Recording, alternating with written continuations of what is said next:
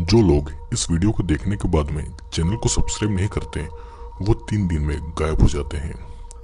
दोस्तों, आज मैं जिस मूवी को एक्सप्लेन करने वाला हूँ, इस मूवी का नाम है स्कार। ये मूवी 2007 में रिलीज हुई थी और ये एक बहुत ही स्लैशर मूवी है। इस मूवी के एंड में कुछ ऐसा होता है जिसके बारे में आपने बिल्कुल भी नहीं सोचा होगा। तो मैं आपसे रिक्वेस्ट करूंगा कि वीडियो को एंड तक जरूर देखना।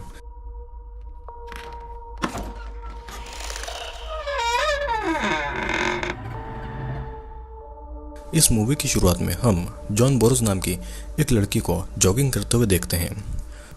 जॉगिंग करते हुए उसे अपने पास्ट की कुछ हॉरिफिक चीज़ें याद आ रही थी, जहाँ पर एक लड़की को कोई किलर काट रहा था या फिर उसे टॉर्चर कर रहा था। और साथ में जॉन ये सारी चीज़ें देख रही थी क्योंकि उसे भी वहाँ पर बांध के रखा गया था। उस किलर का दिया हुआ स्कार अभी भी उसके चेहरे पर था और यही स्कार जॉन को उस खौफनाक दिन की याद दिलाती थी। फिर हमें कुछ न्यूज़पेपर की कटिंग्स दिखाई जा रही थी जहाँ पर किसी गुमनाम किलर के बारे में लिखा था जो कि लोगों को टॉर्चर करके उनका मर्डर कर दिया करता था। और जॉन इकलौती ऐसी लड़की थी जो कि उस किलर से बच के जिंदा वापस आई थी। दूसरी तरफ जॉन अपने भाई जेफ को कॉल करती है। उसका भाई एक पुलिस ऑफिसर था और उसका भाई उससे कहता है कि ओलंपिया तुम्हें कॉल करेगा, और दोनों कुछ बातें करके फोन को काट देते हैं। तभी एक कार को ट्रैफिक सिग्नल तोड़ता देख जेफ उस गाड़ी का पीछा करता है और उस गाड़ी में सेंड्रा और ओलंपिया नाम की 2 लड़कियां थी। जेफ उन दोनों लड़कियों को पहचानता था और इसीलिए वो उनकी गाड़ी पर कोई फाइन नहीं लगाता है। और यहाँ पर हम देखते हैं कि ओलंपिया जेफ की ही बेटी है। जेफ ओलंपिया को घर जाने का बोलता है क्योंकि जॉन यानी कि उसकी आंटी उनके घर आने वाली थी। जॉन बहुत सालों के बाद में अपने होम टाउन आई हुई थी और वो अपने होम टाउन आने के बाद में सुजैन की कब्र पर फूल चढ़ाने के लिए जाती है, जिससे कि उसे कुछ सालों की बातें भी याद आती है। वो और सुजैन एक रात को एक कब्रिस्तान में स्मोक और ड्रिंक करके बातें कर रहे थे। तब जॉन और सुजैन दोनों टीनेजर थे। उनको वहाँ पर एक घर दिखता है। फिर जॉन सुजैन को उस घर पर ले जाने के लिए जिद करती है। सुजैन पहले थोड़ा मना करती है, लेकिन बाद में वो भी उस घर की तरफ जाने लगती है। ये घर किसी बिशप नाम के एक आदमी था और वो दोनों घर के अंदर ही जा रही थी कि तभी वहाँ पर बिशप आ जाता है और उनको अंदर आने के लिए इन्वाइट करता है। वे दोनों बिना सोचे समझे घर के अंदर चली जाती है। जॉन को चोट आई हुई थी तो बिशप उन चोटों पर बर्फ लगाता है। फिर बिशप उन्हें चाय पिलाकर उनसे कुछ बातें करने लगता है। वो उनसे उनके घर और उनके बॉयफ्रेंड के बारे में भी पूछता है। बिशप फिर सुजैन को किसी काम के लिए मदद करने के लिए किसी रूम में ले जाता है। सुजैन भी उसके साथ में अकेले ही रूम में चली जाती है। सीन यहीं पर कट होता है और कहानी फिर से प्रेजेंट टाइम में आती है, जहाँ पर जॉन को ये सब बातें याद आ रही थी। उस कब्रिस्तान में एक काम करने वाला आदमी था जिसे देखकर जॉन जल्दी से वहाँ से चली जाती है। ये कहानी फिर हमें जेफ के घर की तरफ दिखाई जाती है, जहाँ पर जॉन भी आई हुई थी। उसने अपने घर इतने सालों के बाद में खाना खाते हुए जॉन, जेफ और ओलंपिया एक दूसरे से बातें करने लगते हैं। फिर तभी ओलंपिया के फोन में सेंड्रा का मैसेज आता है जो कि उसे एक पार्टी के लिए बुला रही थी। रात को ओलंपिया और सेंड्रा पार्टी के लिए जाते हैं और ये पार्टी एक हाई स्कूल की लास्ट ईयर की पार्टी थी, इसीलिए वहाँ पर सभी लोग बहुत ज्यादा मस्ती कर रहे थे। तभी ओलंपिया पॉल नाम के एक लड़के के साथ में बातें करने के लिए चली जाती है। ओलंपिया और पॉल एक दूसरे से बातें कर रहे थे। फिर पॉल ओलंपिया को स्मोक करवाने के लिए थोड़ा दूर ले जाता है। उस पार्टी में दोनों स्मोक करने लगते हैं। वहाँ पर उनके बाकी के दोस्त भी आ जाते हैं और उनके 2 कपल फ्रेंड बीच की तरफ जाते हैं। इधर घर पे हम जेफ और जॉन को देखते हैं जो कि बातें कर रहे थे। जेफ की पत्नी मर चुकी थी, लेकिन जेफ ने अभी भी अपनी पत्नी की सारी चीज़ों को बहुत अच्छे से संभाल कर रखा हुआ था। जेफ अपनी बहन को देखकर बहुत खुश था और फिर जेफ जॉन को घर पर छोड़कर अपनी ड्यूटी के लिए निकल जाता है। जॉन को फिर से वही सारी बातें, वही टॉर्चर याद आ रहे थे। हम फिर से फ्लैशबैक को देखते हैं जहाँ पर सुजैन के बिशप के साथ एक अलग रूम जाने के बाद में जॉन वहाँ की चीज़ों को देखने लगती है। तभी वहाँ पर बिशप आ जाता है। वो जॉन के पैर में पट्टियां करते करते उससे कहता है कि तुम्हारी फ्रेंड दूसरे रूम में एंटिक सामान को देख रही है। बिशप और जॉन फिर से बातें करने लगते हैं। फिर बातें करते करते वो और जॉन एक दूसरे को किस करने ही वाले थे कि तभी बिशप किस नहीं करता। बिशप अचानक से क्लोरोफॉर्म लेकर जॉन को बेहोश कर देता है। कहानी फिर से प्रेजेंट टाइम में आती है, जहाँ पर हावर्ड और अप्रैल नाम के वही दोनों कपल जंगल में इंटीमेट होने के लिए जाते हैं। लेकिन इंटीमेट होने से पहले हावर्ड पानी में नहाने जाता है और उसकी गर्लफ्रेंड अप्रैल अपने कपड़े उतारकर उसे अपने पास बुलाने लगती है। फिर हावर्ड उसे अपने कपड़े पहनने को कहता है। हावर्ड को अप्रैल इंटीमेट होने के लिए बुला रही थी क्योंकि उसे अपने हाई स्कूल के पहले अपनी वर्जिनिटी लूज करनी थी। हावर्ड अभी भी पानी से बाहर नहीं आता और इसीलिए वो गुस्से में वहाँ से चली जाती है। हॉवर्ड अप्रैल को बुलाता है लेकिन उसका कोई जवाब नहीं आता। वो अप्रैल को बुलाने के लिए उस कार के पास में जाता है लेकिन वो कार में भी नहीं थी। अब फिर अगली सुबह हम एक फिशिंग कंपटीशन को देखते हैं जहाँ पर वे सारे हाई स्कूल के स्टूडेंट्स आए हुए थे। वहाँ पर ओलंपिया, पॉल और सेंड्रा भी आई हुई थी लेकिन वहाँ पर उन्हें अप्रैल और हॉवर्ड दोनों नहीं दिखाई दे रहे थे। वे लोग बातें कर ही रहे थे कि तभी वहाँ जेफ और जॉन भी आ जाते हैं कंपटीशन को देखने के लिए। पॉल उन्हें अपने डैड से ही मिलवाता है जो कि एक ऑफिसर थे और फिर तभी प्रिंसिपल कंपटीशन का विनर अनाउंस करती है। वे सभी काफी ज्यादा खुश थे और इसके बाद में सभी हाई स्कूल के बच्चे लेक के अंदर उतर जाते हैं। वे सभी लेक के अंदर मस्ती कर रहे थे और तभी अचानक से पॉल से एक डेथ बॉडी टकरा जाती है और उसकी बॉडी पर हर जगह कटे हुए निशान लगे हुए थे। और तो और अप्रैल की बॉडी पर कोई भी कपड़ा नहीं था, मतलब कि उसकी पूरी बॉडी ही नेकेड थी। अब इस लाश को देखकर जॉन को फिर से फ्लैशबैक की बातें याद आने लगती है जहाँ पर जॉन को वो किलर बिशप ने एक बेड पर बांध कर रखा हुआ था और उस रूम में हर जगह सर्जरी का सामान भी रखा हुआ था। पास ही में सुजैन भी खून से लथपथ पड़ी हुई थी जो कि दर्द में बहुत ज्यादा तड़प रही थी। वहाँ पर बिशप फिर एक लाश को लेकर आता है और वो उस लाश के अंदर वैक्यूम क्लीनर डाल के उस लाश के अंदर का सारा मांस खींच रहा था और ये सब जॉन और सुजैन देख रही थी। वो दोनों ये देखकर बहुत ज्यादा डर गई थी और वे ये सोच रहे थे कि अब उनके साथ में क्या होगा।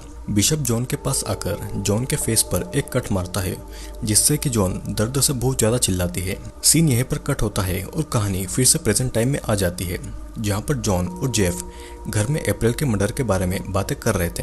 अप्रैल के बॉयफ्रेंड हॉवर्ड भी मिसिंग था और फॉरेंसिक रिपोर्ट अभी भी नहीं आई थी। जॉन के मुताबिक तो ये एक मर्डर ही था और ओलंपिया अपने फ्रेंड से मिलने का बोल के जॉन और जेफ को बाय बोलकर वहाँ से चली जाती है। ओलंपिया फिर पॉल के घर जाती है और पॉल और ओलंपिया अप्रैल के मर्डर के बारे में बातें कर रहे थे। ओलंपिया पहली बार पॉल के घर आई थी तो वो इसीलिए पॉल के रूम को देख रही थी।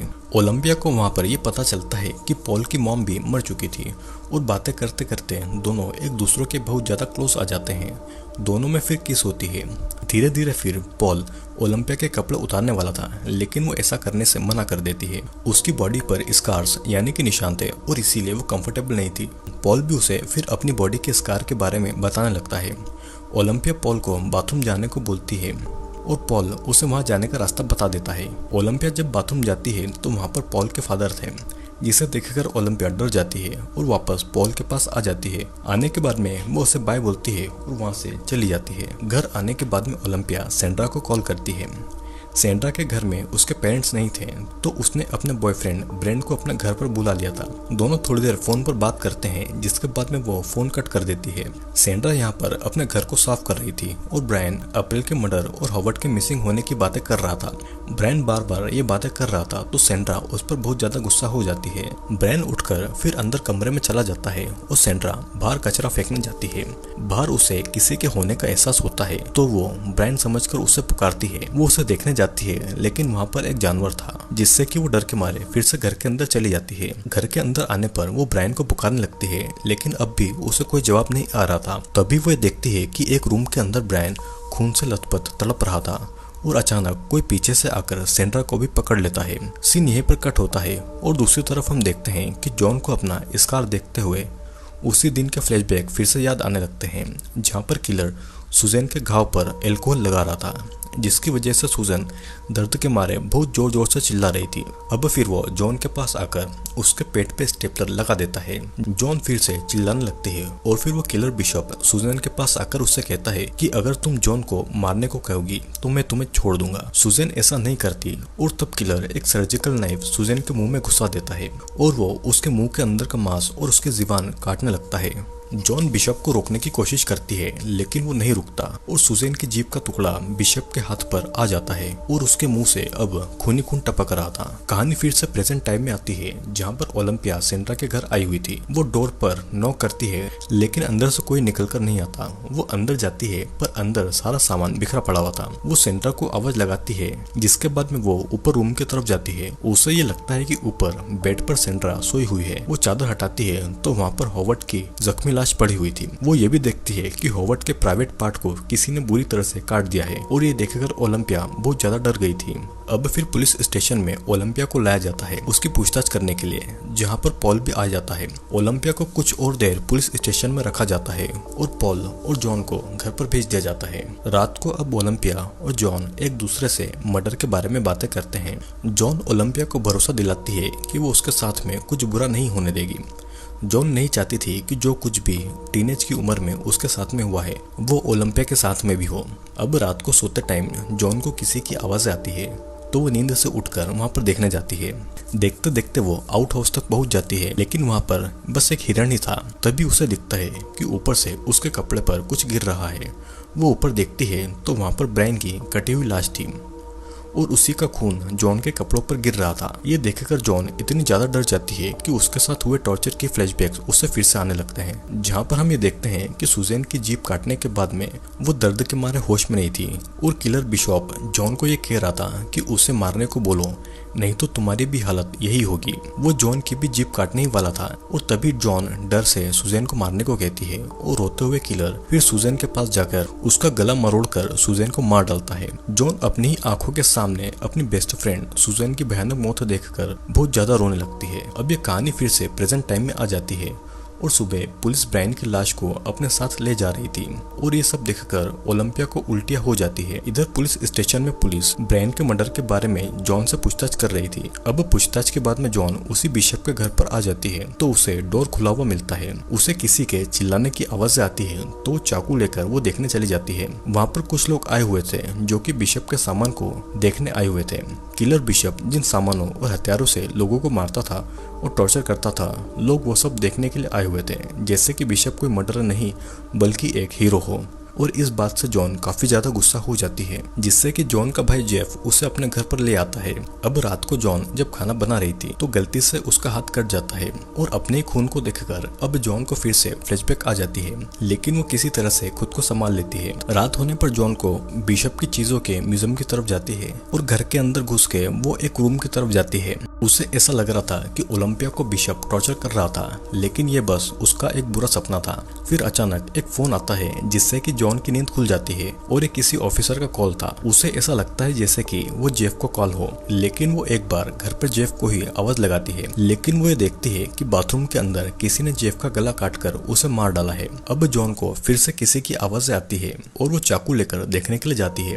वो देखती है कि ओलंपिया अपने रूम में नहीं है। जब वो बाहर जाकर देखती है तो बाहर गार्ड को भी किसी ने मार डाला था। उसे रास्ते में कुछ दूर पर कोई दिखाई देता है और वो आदमी भागता हुआ आता है तो जॉन उसके पीछे भागती है, लेकिन पुलिस आकर जॉन को ही पकड़ लेती है क्योंकि वो खून से सनी हुई थी और उसके हाथ में चाकू भी था। उसके हाथ में चाकू को देख पुलिस जॉन को चाकू रखने को कहती है, लेकिन जॉन पुलिस को बार बार कहती है कि कातिल वो नहीं है बल्कि वो है जो कि भाग रहा था, उन्हें उसे छोड़कर उस कातिल को पकड़ना चाहिए। लेकिन पुलिस जॉन की बातें नहीं सुन रही थी। वो जॉन को खूनी मानकर उसे अरेस्ट कर लेते हैं और पुलिस स्टेशन में जॉन बार बार ओलंपिया को ढूंढने को कहती है। उसके मुताबिक ओलंपिया और सैंड्रा को किलर टॉर्चर कर रहा होगा, लेकिन कोई भी उसकी बातें नहीं सुनता है।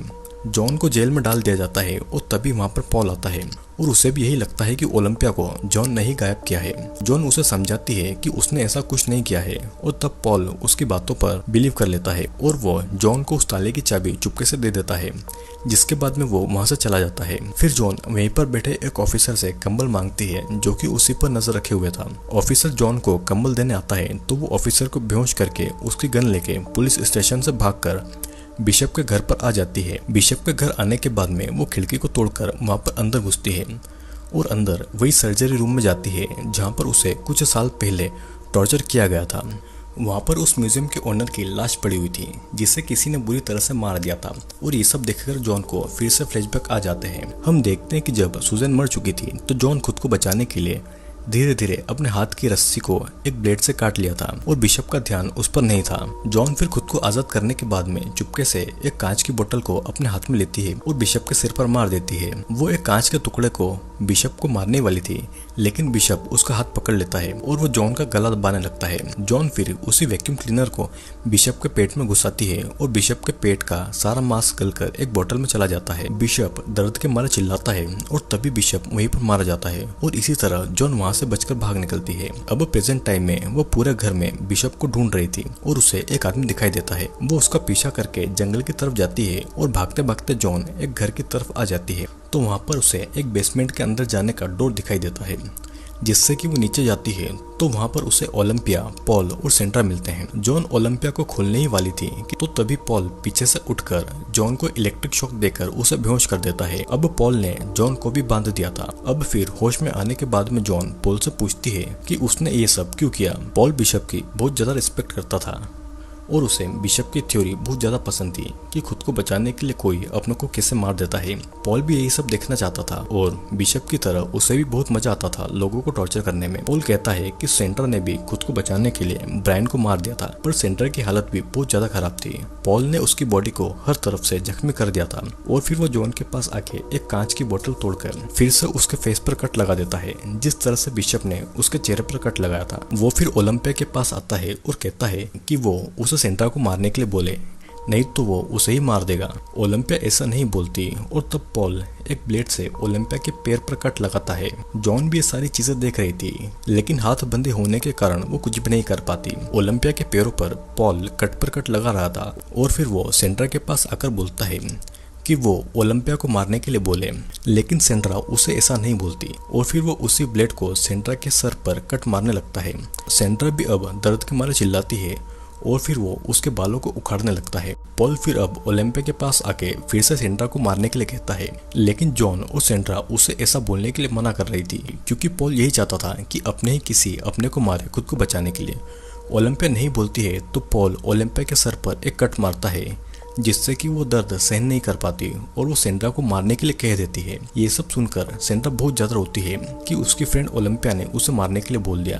अब फिर पॉल एक सुपर ग्लू को सेंट्रा के मुंह में डालता है और उसके मुंह पर एक कपड़े को चिपका देता है, जिससे कि उसे अब सांस नहीं मिल पा रही थी और ऑक्सीजन की कमी की वजह से सेंट्रा वहीं पर मारी जाती है। पॉल फिर जॉन के पास आकर उसे इलेक्ट्रिक शॉक देता है और वो ऐसा जॉन के साथ में बार बार करता है। जॉन अपनी भतीजी ओलंपिया को बचाने के लिए खुद ये दर्द सहन कर रही थी। पॉल फिर ओलंपिया के पास आके अपनी आंट जॉन को मारने के लिए बोलता है, लेकिन ओलंपिया ऐसा नहीं बोलती। ओलंपिया की बेली पर लगी हुई रिंग को एक चाकू से उखाड़ देता है, जिससे कि ओलंपिया को बहुत ज्यादा दर्द होता है। अब फिर जब पॉल की नजर जब दूसरी तरफ थी तो जॉन एक कांच का टुकड़ा उठाकर अपने ही हाथ की एक उंगली काटकर उसे अलग कर देती है, जिससे कि उसका हाथ हथकड़ी से आसानी से निकल जाता है। पॉल अब ओलंपिया के मुंह में एक चाकू डालने ही वाला था और उसके दांत उखाड़ने ही वाला था कि तभी जॉन पॉल को गोली मार देती है और फिर जॉन ओलंपिया को आजाद कर रही थी कि तभी पॉल उसके पैर पर कट मार देता है। पॉल फिर अब जॉन के ऊपर चढ़ के उसे चाकू मारने वाला था कि तभी ओलंपिया पीछे से आकर एक चेन सो से उसके सर के टुकड़े कर देती है। पॉल दर्द के मारे चिल्लाता हुआ वहीं पर मारा जाता है और जॉन और ओलंपिया ये सब देखकर बहुत ज्यादा इमोशनल हो जाती है। अब सीन यहीं पर कट होता है और मूवी के आखिर में हम देखते हैं कि जॉन और ओलंपिया हॉस्पिटल में आपस में बातें कर रहे थे। तभी ओलंपिया के गले को किसी ने पीछे से पकड़ लिया था और हम देखते हैं कि ये बस ओलंपिया का एक बुरा सपना था। जिस तरह से ओलंपिया की आंट जॉन को पूरी जिंदगी भर अपने टॉर्चर की यादें ताज़ा रहती है, उसी तरह अब ओलंपिया को इस हादसे के बारे में जिंदगी भर याद रहेगा। आई होप दोस्तों वीडियो आपको ज़रूर पसंद आया होगा। वीडियो अगर पसंद आया हो तो लाइक, शेयर और कमेंट ज़रूर करना। और हाँ, अगर आप इस चैनल पर नए हैं तो चैनल को सब्सक्राइब जरूर कर लीजिएगा। और अब हम मिलेंगे अगले वीडियो में।